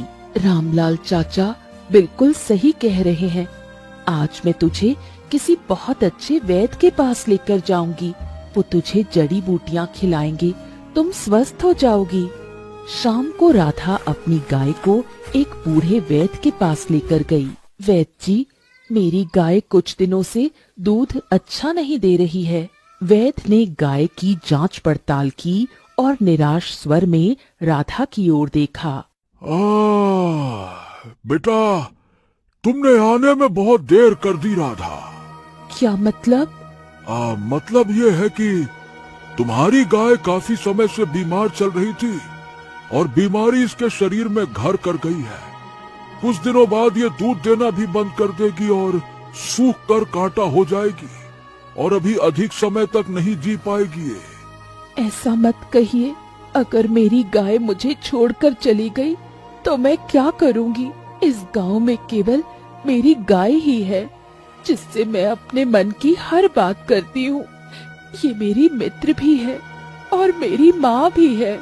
तो राधा, अगर इसका इलाज जड़ी बूटियों से हो सकता तो यकीन मानो मैं तुमसे एक सिक्का भी नहीं लेता और इसका मुफ्त में इलाज करता। लेकिन बेटा, इसका इलाज नहीं हो सकता। चलो, तुम जा सकती हो, जाओ। राधा नम आंखों से अपनी गाय को लेकर अपने घर वापस आ गई। तू चिंता मत कर, मैं तुझे राज्य के किसी अच्छे वैद्य को दिखाऊंगी, भले ही मुझे कितना भी धन क्यों ना खर्च करना पड़े। अगले दिन राधा गांव के जमींदार की हवेली में चली गई और सारी घटना बताई। जमींदार जी, मुझे कुछ कर्ज दे दीजिए, मैं अपनी गाय को किसी अच्छे वैद्य को दिखाऊंगी। क्या बात है भाई, क्या बात है। एक गाय के लिए इतनी हमदर्दी? अरे मर जाने दे उसे। वैसे भी संसार में कोई भी हमेशा के लिए थोड़ी जीवित रहता है। एक गाय जाएगी तो दूसरी गाय आ जाएगी, कौन सी बड़ी बात है। ऐसी बात मत कहिए, मेरी गाय मेरी मित्र है। कर्ज तो वैसे लेने आई है जैसे तू इस गांव की कोई जमींदारन है। ये बता, तेरे पास गिरवी रखने के लिए कुछ है? नहीं। है? तो कोई कर्ज नहीं मिल सकता। चले आए मुंह उठा के मांगने। चलो, भीख उख नहीं मिलने वाली यहाँ, दफा हो जाओ। जाओ, दफा हो जाओ यहाँ से, निकलो। तभी वहाँ जमींदार का पुत्र अर्जुन आ गया। क्या कर रहे हैं पिताजी? आपको इस तरह से किसी के साथ व्यवहार नहीं करना चाहिए। देखिए, राधा हमारे गांव की लड़की है, बेचारी अनाथ है, और आप उससे गिरवी रखने के लिए कुछ मांग रहे हैं और उसे अपमानित कर रहे हैं, भगा रहे। ये कोई बात थोड़ी होती पिताजी। इतना कहकर अर्जुन ने कुछ धन राधा के हाथ में दे दिया। ये लो राधा, अपने पिताजी की तरफ से मैं तुमसे क्षमा मांगता हूँ। लो, पकड़ो। मैंने आपकी प्रशंसा सुनी थी और आज देख भी रही हूँ। इतना कहकर राधा वहाँ से चली गई। अगले दिन राधा अपनी गाय को और अच्छे वैद्य के पास ले गई और उसका इलाज करवाने लगी। समय ऐसे ही बीतता रहा, लेकिन राधा की गाय को कोई फायदा नहीं पहुंचा। समय के साथ साथ वो सूखकर कांटा हो गई और एक दिन चल बसी। गाय को सामने मृत देखकर राधा फूट फूट कर रोने लगी। मेरी गाय, इस संसार में तेरे अलावा मेरा था ही कौन? तू भी मुझे छोड़कर चली गई। कुछ देर बाद जमींदार का बेटा अर्जुन वहाँ आया। देखो, रो मत राधा, मैं तुम्हारा अकेलापन समझ सकता हूँ। तुम्हारी गाय तुम्हारी मित्र है तो मैं समझ सकता हूँ। अगले दिन राधा जंगल के तालाब के किनारे खामोशी से बैठी हुई थी। तभी वहाँ जमींदार का पुत्र अर्जुन आया। राधा, मैं तुम्हारे घर तुम्हें देखने गया था, लेकिन तुम अपने घर पर मिली नहीं। मैं समझ गया कि तुम इसी तालाब के किनारे बैठी होगी। मैं जानती हूँ कि आप मुझसे अपना कर्ज मांगने के लिए आए होंगे, लेकिन मुझे थोड़ा समय दे दीजिए। हैं? क्या बात कर रही हो राधा? मैं कर्ज मांगने नहीं आया हूँ, बल्कि मैं तुम्हारा दुख बांटने के लिए आया हूँ। कैसी हो, क्या हो रहा है? कर्ज वर्ज नहीं चाहिए भाई। राधा ये सुनकर चौंक गई। तुम में और तुम्हारे पिता में कितना अंतर है? राधा, देखो, मैं काफी समय से तुमसे एक बात कहना चाह रहा था, लेकिन हिम्मत नहीं जुटा पा रहा था, ये सोच करके कि तुम कहीं मेरी बात को गलत ना समझो। मैं कहना चाह रहा था कि मैं कुछ समझी नहीं। राधा, मैं काफी समय से तुम्हें चुपके चुपके देख रहा हूँ, और राधा, मैं तुमसे प्रेम करने लगा हूँ और मैं तुमसे विवाह करना चाहता हूँ। ये सुनकर राधा चौंक गई। ये क्या कह रहे हैं आप? अगर आपके पिता को ये पता लग गया तो वो बहुत नाराज हो जाएंगे। आपके पिता मुझ जैसी गरीब अनाथ लड़की को अपने परिवार की बहू बनाने के लिए बिल्कुल भी तैयार नहीं होंगे। अरे तुम चिंता मत करो राधा, मैं अपने पिता को किसी भी तरह से मना लूंगा, लेकिन मैं तुम्हारे अलावा किसी और से शादी करने का सोच भी नहीं सकता।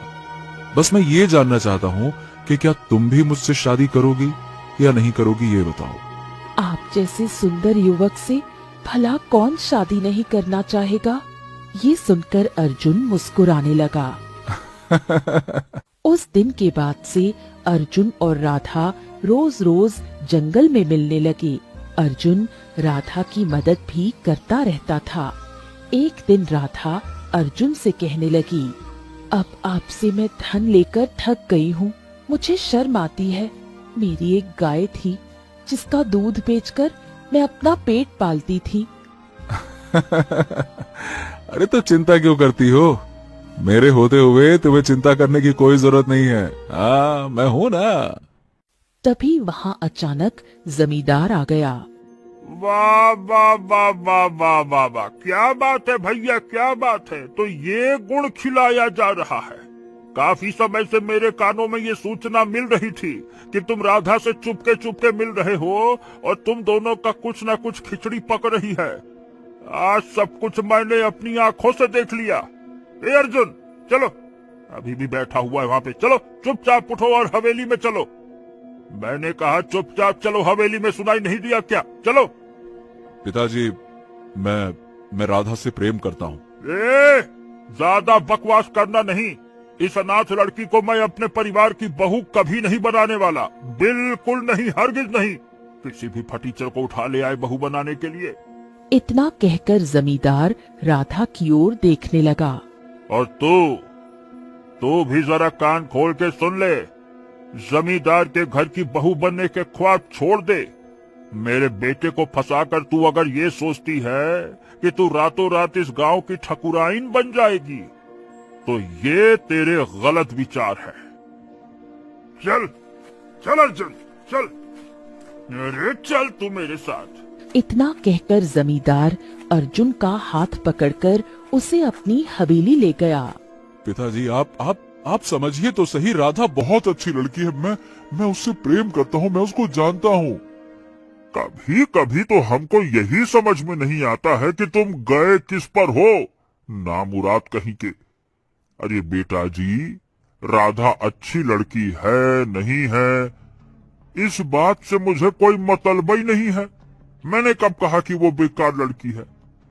लेकिन तुम इस गांव के होने वाले जमींदार हो और वो एक अनाथ लड़की है, अनाथ। मैं तुम्हारा रिश्ता अपनी बराबरी वाले लोगों से करूंगा, ना कि किसी अनाथ लड़की से। अगर तुम्हारी और राधा की शादी हो गई तो समाज में मेरी क्या इज्जत रह जाएगी? हैं? मेरी नाक कट जाएगी, नाक। पिताजी, ऐसा है कि आप चाहे जो कहिए, मैं अगर शादी करूंगा तो राधा से करूंगा, नहीं तो नहीं करूंगा। हाँ तो फिर ठीक है बेटा जी, आप फैसला अब कर ही लीजिए। या तो राधा को छोड़ दो या फिर हमको छोड़ दो। अगर राधा से विवाह करोगे तो फिर इस हवेली के दरवाजे तुम्हारे लिए हमेशा हमेशा के लिए बंद हो जाएंगे और मैं तुमसे मेरी चिता में आग देने का अधिकार भी छीन लूंगा और मेरा और तुम्हारा कोई संबंध नहीं रहेगा। ये सुनकर अर्जुन चौंक गया और जमींदार क्रोधित अवस्था में वहां से चला गया। कुछ दिन बाद राधा के घर की स्थिति और खराब हो गई। एक दिन राधा गांव के मुखिया के पास गई। काम दे दीजिए। अरे क्या मैं बहुत धनवान हूँ जो तुम्हें काम दे दूं? मेरे पास कोई काम धाम नहीं है। चलो जाओ यहाँ से। मुंह उठा के चले आए। मुखिया जी, ऐसा मत करिए। आपके पास एक विशाल खेत है जिस पर मजदूर काम कर रहे हैं, मुझे भी मजदूरों में शामिल कर लीजिए। अरे मेरे पास काफी मजदूर हैं खेत में, जाकर कहीं और काम मांगो। राधा निराश होकर मुखिया के घर से बाहर आ गई। कुछ देर बाद राधा बलराम काका के घर पर गई। अरे देखो राधा, मेरे खेत में भी और मजदूर काम कर रहे हैं और मजदूरों के लिए जगह नहीं है और मेरे घर का काम करने वाली पहले से एक नौकरानी भी मौजूद है। मैं उसे निकाल कर तुम्हें तो काम पर नहीं रख सकता ना। जाकर कहीं और काम मांगो, जाओ। राधा निराश हो गई। गांव में उसे कोई काम नहीं मिला। राधा थककर अपने घर में बैठ गई और अपनी खाली रसोई की ओर देखने लगी। अर्जुन जब घर पर आता था तो मदद करता रहता था, अब तो उसने भी आना बंद कर दिया है। मैं अब इस गांव में नहीं रहूंगी, मैं राज्य में जाऊंगी और राज्य में मेहनत मजदूरी करके अपना पेट पालूंगी। ऐसे गांव में नहीं रहना जो किसी के दुख और तकलीफ को नहीं समझता। इतना कहकर राधा जंगल के रास्ते से होते हुए राज्य की ओर जाने लगी। कुछ देर बाद राधा थक गई और उसे प्यास लगने लगी। तभी उसकी नजर एक कुएं पर पड़ी। कुएं के पास उसे कुछ दिखाई दिया। कुएं के पास कौन खड़ा हुआ है? राधा धीरे धीरे आगे बढ़ी। उसने देखा कि वहाँ एक नीली गाय खड़ी थी। ये तो बहुत ही सुंदर गाय है, लेकिन अकेली क्या कर रही है? राधा इधर उधर देखने लगी। तुम्हारा मालिक कहाँ है? नीली गाय ने राधा की ओर देखा और धीरे से सिर हिला दिया। अरे वाह, ये तो ऐसा लग रहा है जैसे मेरी भाषा समझती भी है। क्या तुम मेरे घर चलोगी? नीली गाय ने फिर से सिर हिला दिया। फिर तो हमारी तुम्हारी दोस्ती खूब जमेगी। इतना कहकर राधा उस नीली गाय को लेकर सीधे अपने घर आ गई और अपने घर के आंगन में बांध दिया। कल मैं तुम्हें जंगल ले जाऊंगी, वहाँ तुम हरी भरी घास खा लेना। अभी तो मैं तुम्हें कुछ भी नहीं खिला सकती। क्योंकि मैं तो खुद दूसरे राज्य काम करने के लिए जा रही थी, रसोई में कुछ भी नहीं है। इतना कहते हुए राधा की आंखों से आंसू आ गए।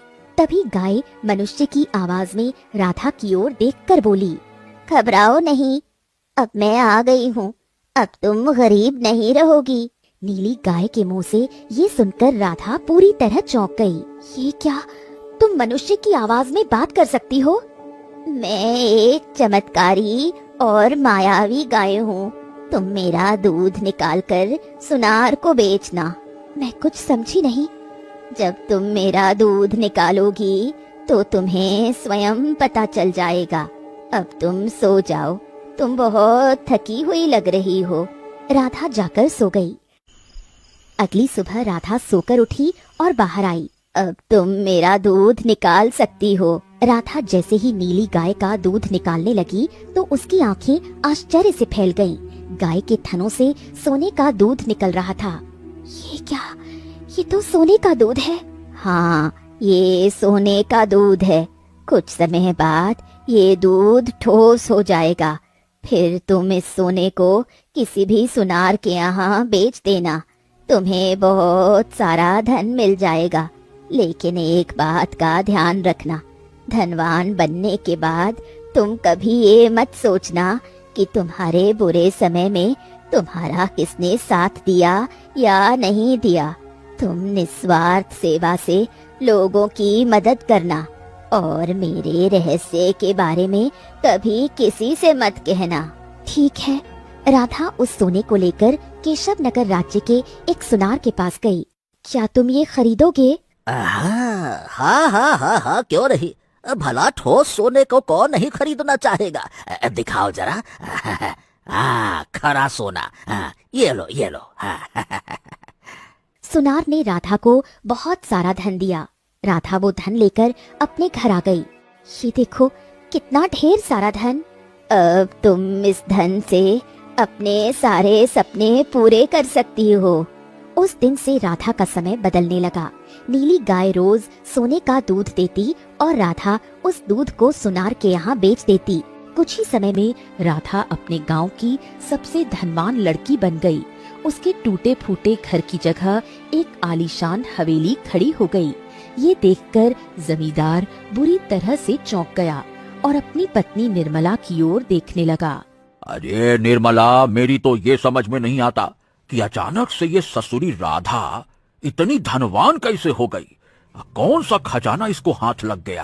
अरे अनाथ है, जरूर उसने कहीं डाका डाला होगा, आपको याद नहीं? मुझे पता लगाना ही होगा।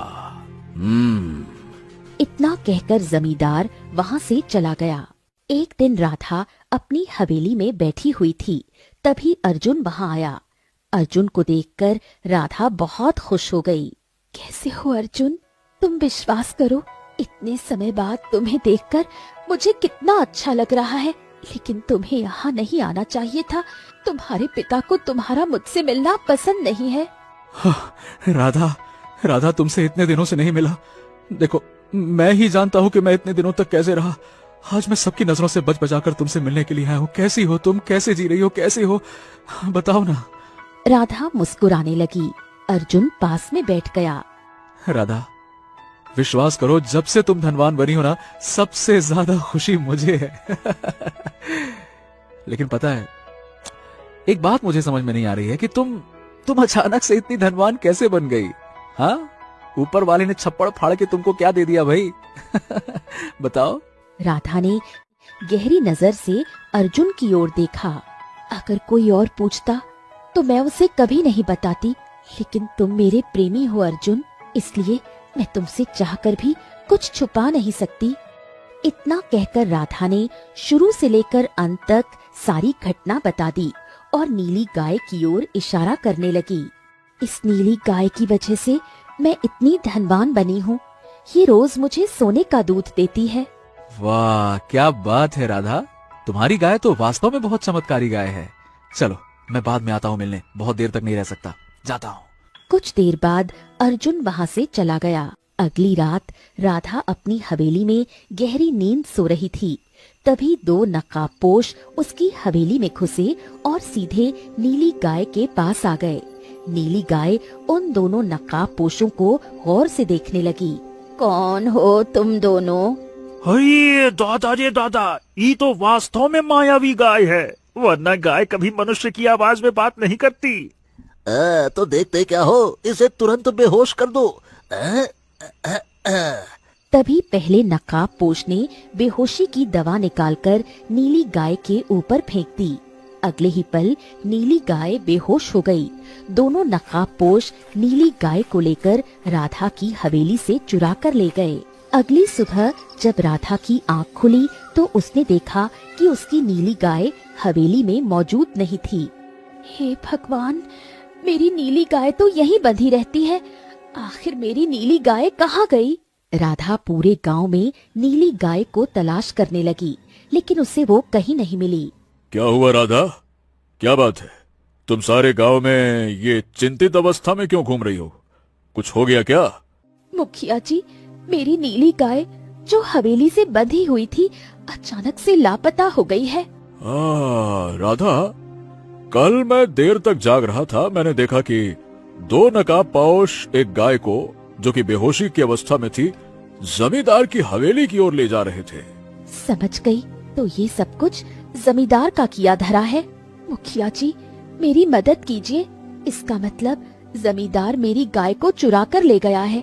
देखिए मुखिया जी, जब मेरा बुरा समय था तब मैंने आपसे मदद मांगी थी, आपने मदद नहीं की और किसी भी गांव वाले ने मेरी मदद नहीं की, लेकिन मैं धनवान बनकर सब कुछ भूलकर सबके बुरे समय में साथ दिया है। क्या आप सब मेरा साथ देंगे?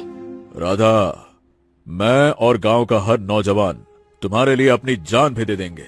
बोलो क्या करना है? तो फिर देर किस बात की है, चलो जमींदार के घर पर।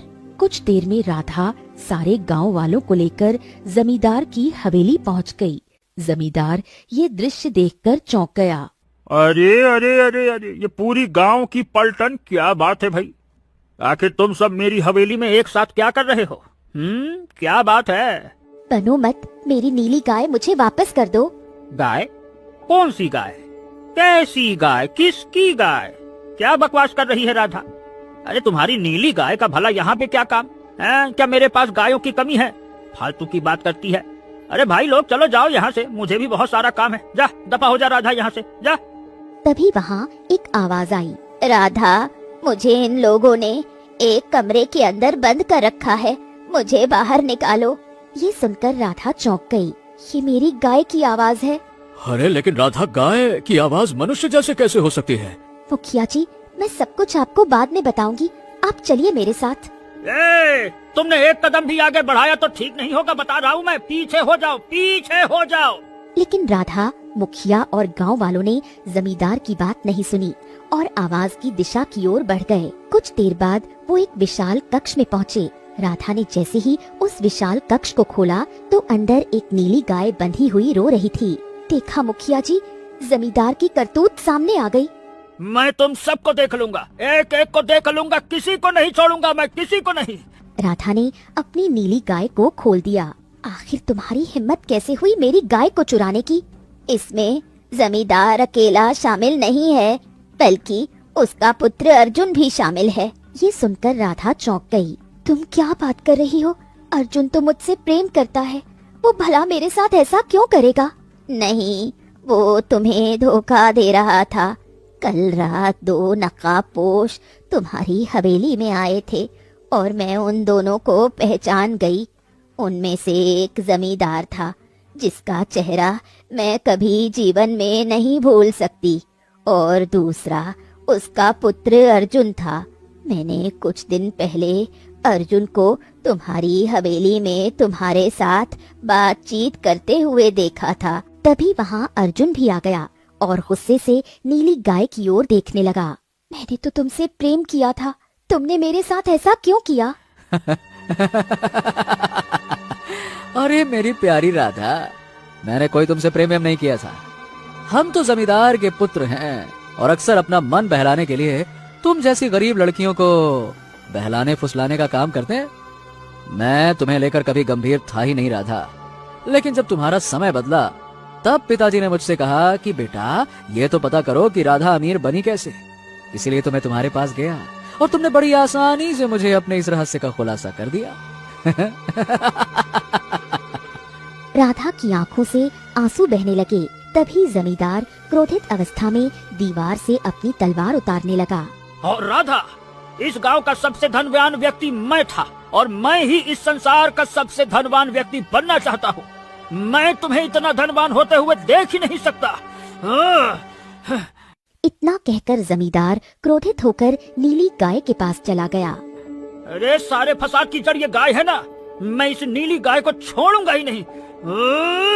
इतना कहकर जमींदार जैसे ही नीली गाय पर वार करने लगा, अगले ही पल रंग बिरंगी किरणों से नीली गाय की रस्सी गायब हो गई और वो एक सुंदर स्त्री में परिवर्तित हो गई।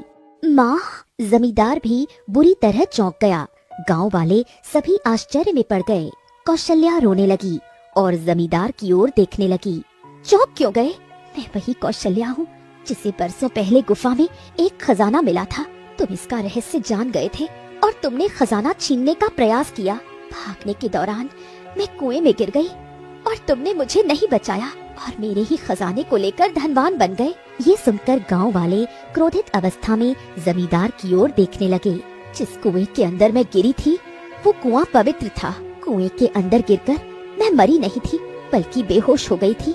कुछ देर बाद एक साधु प्रकट हुए और उन्होंने मेरी हालत पर दया खाकर मुझे एक नीली गाय में परिवर्तित कर दिया और कहा कि 20 वर्ष बाद नियति मुझे मेरी पुत्री राधा से मिला देगी। और ऐसा ही हुआ। मैं कुछ समझी नहीं माँ। ये 20 वर्ष पुरानी बात है बेटी, जब तू केवल 2 वर्ष की थी। मैं जंगल से लकड़ियाँ काट कर लाती थी और जमींदार को बेच देती थी। युवा जमींदार अपनी हवेली में बैठा हुआ था। तभी कौशल्या वहाँ आई। जमींदार, आपने मुझे बुलाया?